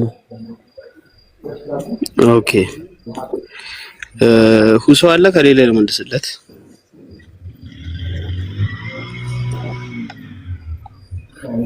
ኦኬ እሺ አላህ ሱብሃነሁ ወተዓላ በቁርአን ላይ ሲናገር መልእክተኛ ያልተላከባቸው ቦታዎች ወይም ያልተላከላቸው ሰዎች በሶስት አይነት ይከፈላል አሉ። ያልተላከላቸው ሰዎች ነብይ ማለት ነው። ሰው ካሁን በኋላ ከነብዩ አለይሂ ሰላቱ ሰላም በኋላ ያለ ጄኔሬሽን ሁሉ ነብዩ አለይሂ ሰላቱ ሰላም ለዓለም ነው የተላኩት። ሰው አሁን ላይ ደግሞ ዓለም ላይ ያለ እስልምና ወይም እስልምና አይታወቅም የለም የሚባልበት ቦታ የለም።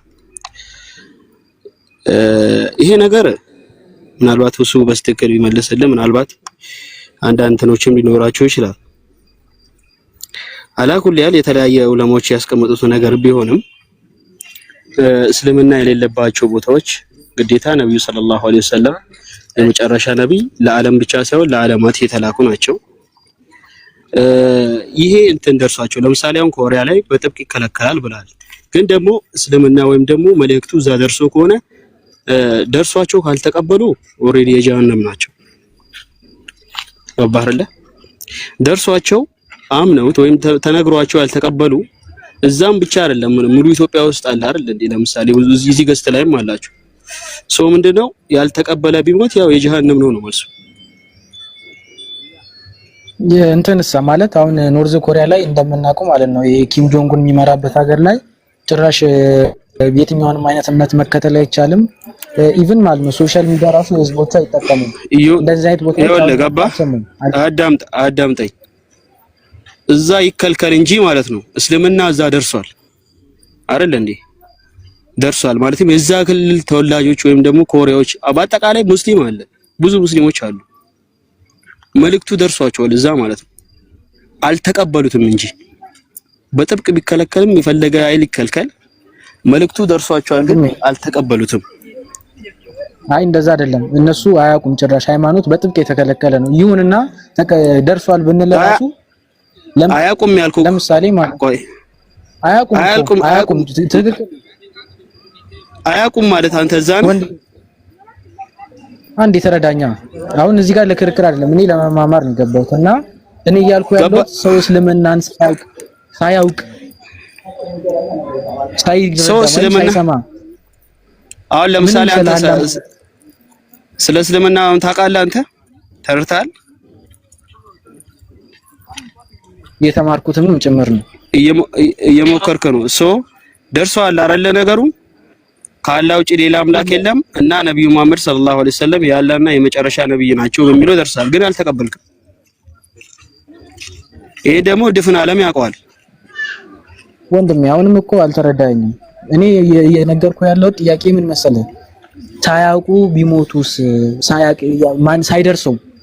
ሳይደርሰው ለምሳሌ እንደ ኢትዮጵያ ብንሄድ ራሱ ይሄ ወደ ደቡብ ፓርት ወደ ሐመር ወደ ገጠሩ አካባቢ ወይም ደግሞ ሽተው ወደ ብራዚል እንሂድና ወደ አማዞን ጫካ ውስጥ ጭራሽ የሰው ዘር ራሱ ሂዶባቸው የማያውቁ ፓርቶች አሉ። ጭራሽ ከሁሉም ዓለም ተደብቆ ያሉት እነዛ አካባቢ ላይ ያሉ ሰዎች ማንም ሄዶ አልሰበካቸውም።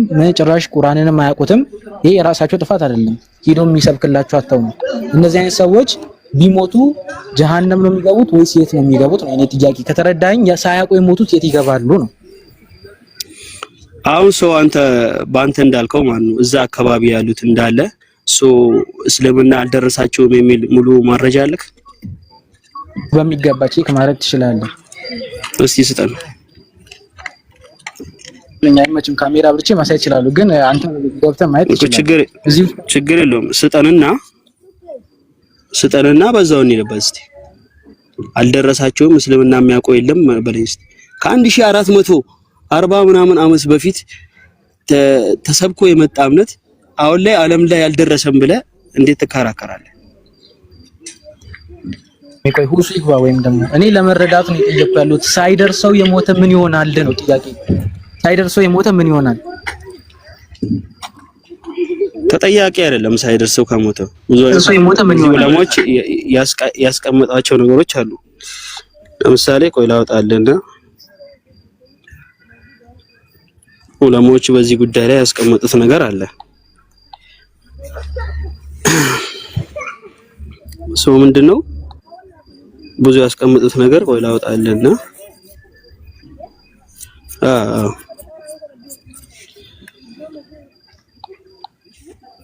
ተጠያቂ አይደሉም።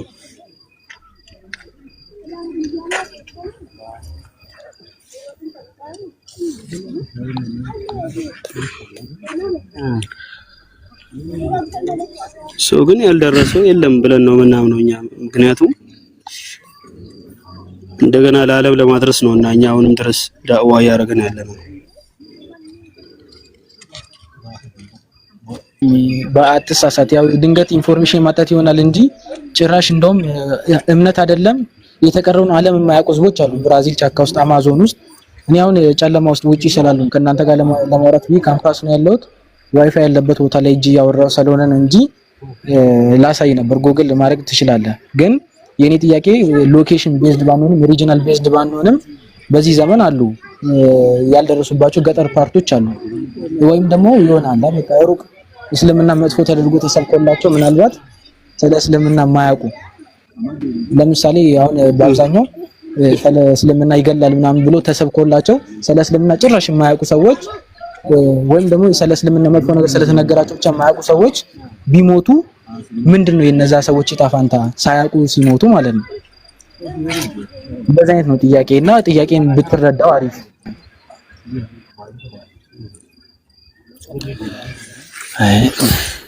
እሺ ማብራቱ ምን ነው? ኦኬ አላህ Subhanahu Wa Ta'ala በሱረቱል ኢስራ ማለት ነው ምዕራፍ 17 ቁጥር 15 ላይ መልእክተኛ ካላክን በፊት አንቀጣም አለ አላህ Subhanahu Wa Ta'ala። መልእክተኛ ካልተላከ እንደማይቀጣ ይነግረናል። ይሄ የመጀመሪያው ግልጽ ማስረጃው ነው። ገብቷል። አንዳንድ ዑለማዎች ደግሞ የተስማሙበት ነበረው እስልምና በትክክል ያልሰለም ወይም ደግሞ የደረሳቸው የተዛባው ናቸው በአኺራ ይፈተናሉ የሚል ነገር አለ። ለምሳሌ አንዳንድ ሐዲስ መሰረቶች ምንድነው እነዚህ ሰዎች ማለት ነው ያልደረሳቸው ሰዎች ምንድነው በቂያማ ቀን ይፈተናሉ። ያን ትእዛዝ ወይም ደግሞ ትእዛዙ ፈተናውን ካለፉ ወደ ጀነት ካላለፉ ደግሞ ወደ ቅጣት እንደሚገቡ ይናገራሉ። ሌላኛው ደግሞ ምንድነው አላህ Subhanahu Wa Ta'ala እጅግ መሐሪ መሆኑን ያሳየናል። እዛው ምዕራፍ በሱረቱል አዕራፍ ምዕራፍ 7 ቁጥር 156 ላይ ምህረቴ ነገር ሁሉ ካትላለች። የአላህ Subhanahu Wa Ta'ala ምህረት ከወንጀላቸው ይበልጣል ማለት ነው። ሶ እነዚህ ሰዎች ይፈተናሉ። በሚፈትኑት ደግሞ ያስቀመጡባቸው ነገሮች አሉ። ካልደረሳቸው ለምሳሌ መልእክት ሳይደርስ ቅጣት እንደሌለ ከሚገልጹት መካከል አንደኛው በሱረቱል ኢስራ ላይ ጠቀስኩልህ ነገር ነው። መልእክተኛው መልእክት ማን ነው ሳይደርስ ረመዳን እኔም ጥያቄ አለኝ። ቆይ መልእክተኛው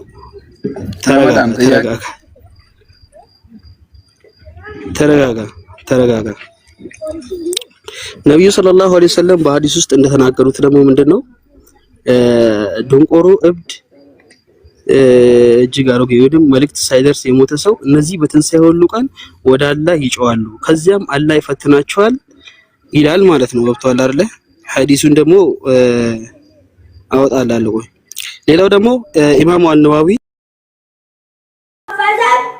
بحمد ربك واستغفره إنه كان توابا الله أكبر سمع الله من الحمد الله أكبر الله أكبر الله أكبر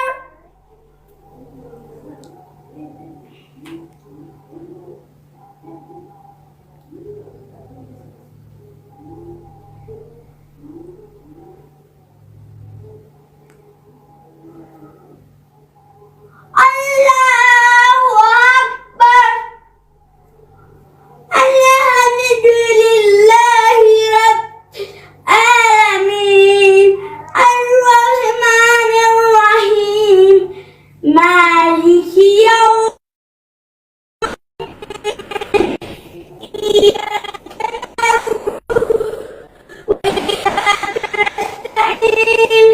اهدنا الصراط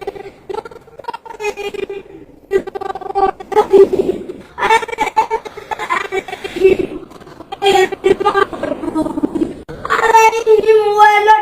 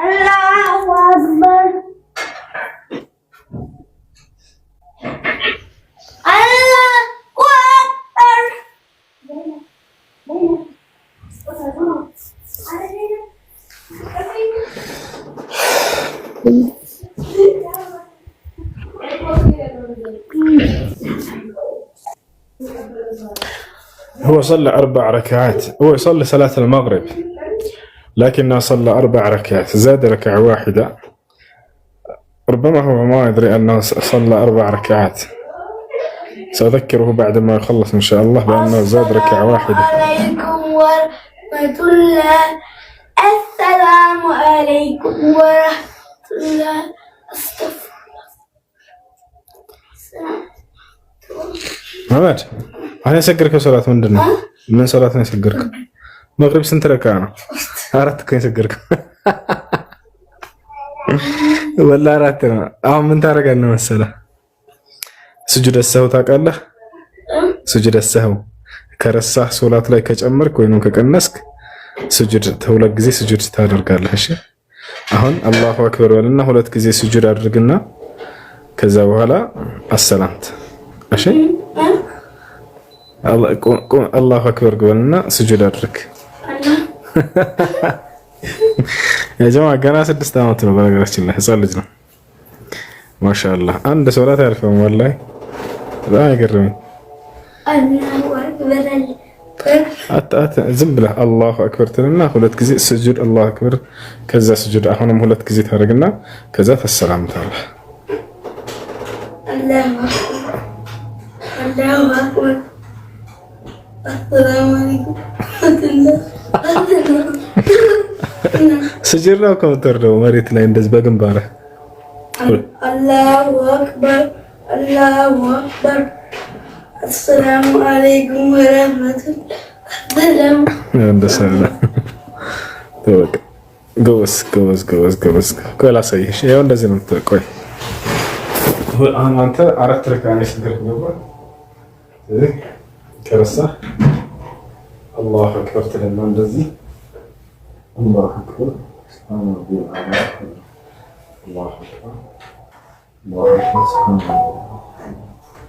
አክበር ሰላም አለይኩም። እሺ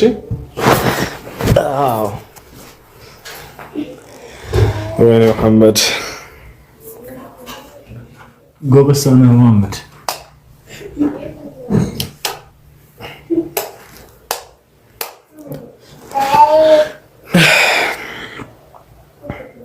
አላሁ አክበር ማለት ነው። አላህ ከሁሉ ነገር በላይ ታላቅ ነው ማለት ነው።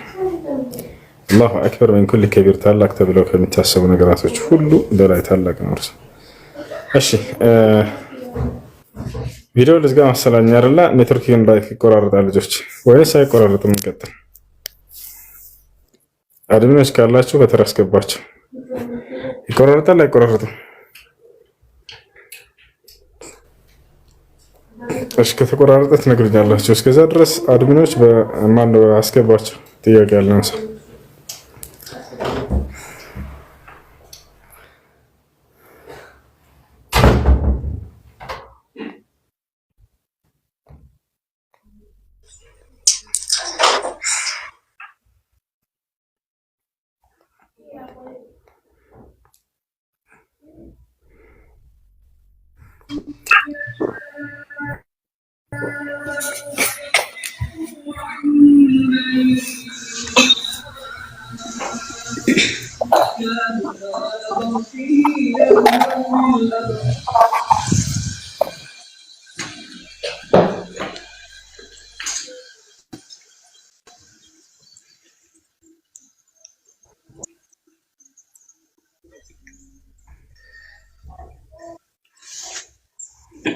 السلام عليكم أستاذ.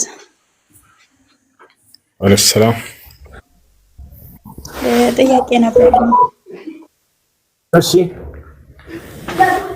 ጥያቄው ኢንሻአላህ ባላ ፍቃድ በቅርብ አገባለሁ እና አባቴ ማሻአላህ መብሩክ።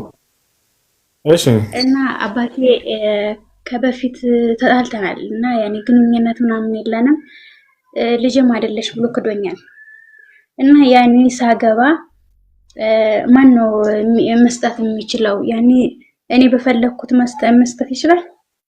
ያኔ ኡስታዞች ምናምን አቅርቤ አባትሽ ጋር ታረቂ ይቅርታ ጠይቂው። አንቺ ብታጠፊም እንኳን አንዳንዴ ዝቅ ብላችሁ ወላጆቻችሁ ልጅም አይደለሽ ብሎ ክዶኛል። እኔ አሁን እስካሁን ያለበትን ራሱ አላውቅም። እሺ እሱን ማግኘት አትችይም? በስልክም ሆነ በአካልም በምንም? ኧረ የለም ስልኩን ራሱ አላውቀውም። ግን ወንድም ካለሽ እህት ወንድሞችንም ራሱ አላውቃቸውም። ያኔ ከራቅን ስንት ጊዜ ሆኖናል? ብዙ ጊዜ አመታት ሆኖናል። ሰው እንደጠየቁኝ ኡስታዞችን አጎታለሽ ያባትሽ እነሱን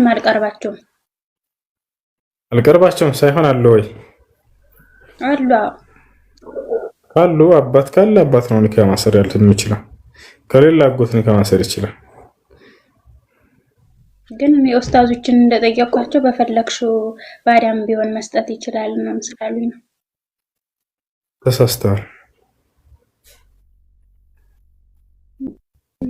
ኦኬ አመሰግናለሁ። ሰላም አለይኩም ወንድም። ሰላም ወራህመቱላህ። እሺ ወንድም ጥያቄ ወንድሜ ማለት ነው ብር አበድሬ ብሎኝ ያኔ ብዙ ጊዜ አበድሬዋለሁ አልመቻችልኝ ብሎ ያኔ አጥቼ የለኝም አልኩት። ከዛ ሪከርድ ሳደርግም መልስም እኔ በቃ የሆነ ሲቸግረው ብቻ ይጠይቀኛል። እኔ ደግሞ ሪከርድ በማድረግለት ሰላምታ በማቀርብለት ሰዓት ምንም አይመልስልኝም። ከዛ ሪከርድ በማደርግ ሰዓት ስለማይመልስልኝ መደወልም አልችልም፣ ዝም አልኩት። ይሄ ዝምድና መቁረጥ ይሆናል። እሱ በሚፈልግ ሰዓት ብቻ ነው ያኔ ብር በሚፈልግ ሰዓት እንደዛ ይጠይቀኛል፣ በደህና ጸባይ ማለት ነው። በሌላ ሰዓት ግን ለኔ ጭራሽ መልስም አይመልስም። ዝም ብለው እንዴት ይታያል? በምንም መንገድ ይሁን አትጣላቸው። ሰዎች ጉድለት ካለባቸው ያን ጉድለታቸውን እንዲያስተካክሉ መጣር እንጂ እናንተ ያለባችሁ ሙሉ በሙሉ መራቁ ተገቢ አይደለም። ይሄ ልጅ ድንን እስልምናን ቢገነዘብ ኖሮ ሌላ ኩርፍሽ ነበር። ነገር ግን እውቀት ስለሌለው እና ስለዚህ አንቺ እውቀቱ አለሽ፣ ዲንሽን ታውቂያለሽ፣ አታኩርፊው፣ አትራቂው። ይልቁንስ ወደ ቅኑ መንገድ እንዲመለስ ምከረው፣ ገስጨው። እሱ ነው። ኢዮአብ መቼ ነው ግን ስለ አላህ ባሉ የምታስተምሩት? አሁን እናስተምራለን። ስለ ስላሴዎች እጅና እግር ምናምን ተምረህ ጨርሰሃል? ኢዮአብ ጥያቄ ያለቀታል። السلام عليكم ورحمة الله وبركاته. وعليكم السلام ورحمة الله وبركاته. وصلنا الله الحمد لله. جزاك الله خير. الله جزاهن يكفله. الله خياتنا رزم يرقو. الله عافية يست نمتادرقاتشو تمرتوش نكتاتل البزو يتمارن بنو ما شاء الله. الله يجمر لهنا የሆነች ጥያቄ ነበረችና ጥያቄ ላንሳ። እሺ የሆነ ጓደኛ አለኝና ቤተሰቦቹ አባትየው ሟች ነው። አንዲት ህፃን ልጅ አለችና እሱ ትልቅ ነው። ያው እሱ ነው የሚከስበው የሚለው እና እኔም ቤት እሱም ቤት እያልን ምግብ ምናምን እንበላለን። እኔም ቤት እሱ ይመጣል እንበላል፣ እሱም ቤት ስንሄድ እንበላለን ማለት ነውና እኔ የቲም ገንዘብ እንደበላሁ እንትን ይባላል ወይ? ያውም በአብዛኛ እኔ ጋር ወይ እሱ ይመጣል ማለት ይቻላልና ይሄ የቲም ገንዘብ መብላት አይባልም። ችግር የለም። ቤት አንድ የቲም የሚያሳድግ ሰው ከዚያ ከልጅ የግል ንብረቱን አንስቶ ለሰዎች እስካልሰጠበት ድረስ ቤት ውስጥ እንዳጋጣሚ እንግዳች መተውበት ወይ ጓደኞች መጥቶ ቢጋብዛቸው ከቤቱ ካፈራው ይሄ የቲም ገንዘብ መብላት አይባልም።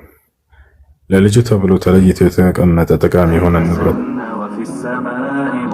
ያንን ግን ቢሰጥበት ለሰው የዛኔ የቲም መርሐባ ጀዛከላሁ ኸይር።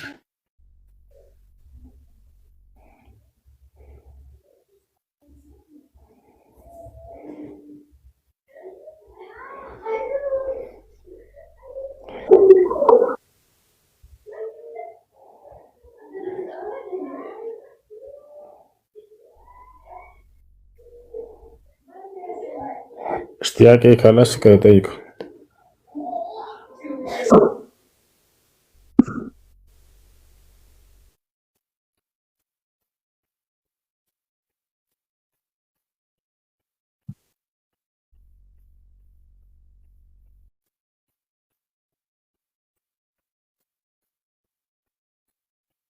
እሺ ጊዜ ሲባል ጊዜ ከሰዎች አንጻር አለ። ከአላህ ስብሐነ ወተዓላ አንጻር ገደብ ያለው አይደለም። አላህ ስብሐነ ወተዓላ በጊዜ የተገደበ አምላክ አይደለም። ያ ማለት ከዚህ ጊዜ ጀምሮ ነበር አምላክ አይባልም። ፍጥረታቶች ጋር ስንመጣ ግን ፍጥረታቶች በጊዜ የተገደብንን ከዚህ ጊዜ ጀምሮ ነበርን የምንባልን ያ ነው። ስለዚህ ሰማይና ምድር ከተፈጠሩበት ጊዜ አላቸው ወይ? አዎ ጊዜ አላቸው።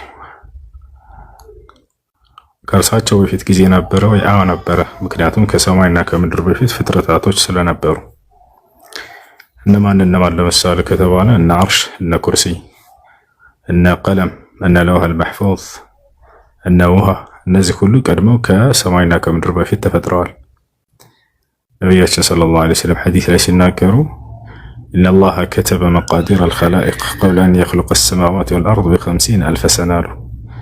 አላህ ሰማይና ምድርን ከመፍጠሩ ከ50 ሺህ ዓመት በፊት ስለ ፍጥረታቱ ቀደራቸውን ጽፎላቸው ጨርሷል ብለው ተናገሩ። የተጻፈበት ምንድነው? ለውሐል መሕፉዝ ጥብቁ ሰሌዳ። የጻፈው ምንድነው? አልቀለም ብዕር። ነቢያችን ሰለላሁ ዐለይሂ ወሰለም አወል ማ ኸለቀ አላህ አልቀለም ቃለ ለሁ እክቱብ ቃል ማዛ አክቱብ ቃል እክቱብ ማ ሁወ ካኢኑን ኢላ ቂያም ሰዓ ፈከተብ። አላህ መጀመሪያ ብዕርን በፈጠረው ጊዜ ጻፋለው። ምን ልጻፍ አለ? ብዕር እስከ ትንሣኤ ቀን ድረስ የሚሆነውን ሁሉ ጻፋለው። ብዕርም ጻፈ ይላል። ስለዚህ ሰማይና ምድር ከመፈጠራቸው በፊት እነዚህ ሁሉ ነበሩ። ስለዚህ አላህ ፍጥረታትን ከፈጠረበት ጊዜ ጀምሮ ለፍጥረታት ሁሉ እንዳለ ጊዜ አላቸው። የሰው ልጆችም ልክ እንዲሁ ጊዜ የተገደበ ነው፣ ገደብ አላቸው። ይህን ይመስላለሽ።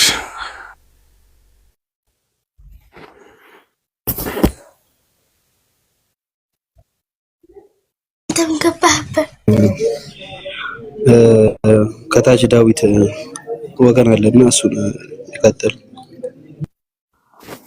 እሺ ዳዊት ጥያቄ አለ?